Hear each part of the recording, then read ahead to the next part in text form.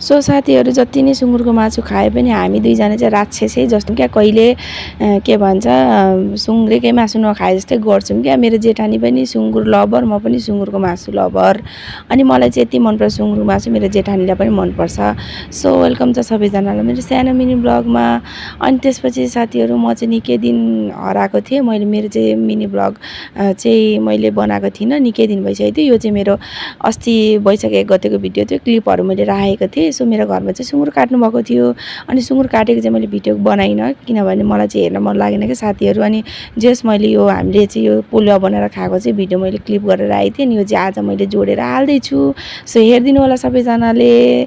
अनि त्यसपछि साथीहरू अनि सुँगुरको पोलुवा चाहिँ मेरो जेठानीले पोल्दै हुनुहुन्छ, अनि उहाँले चाहिँ फर्स्टचोटि नै पोलेको अरे। अनि जे होस् मैले पनि अहिलेसम्म चाहिँ पोलुवा पोलेको छुइनँ होइन। मेरो बुढाले चाहिँ पोल्नुहुन्थ्यो, तर मेरो बुढाले चाहिँ घरको सुँगुर खानु भएन।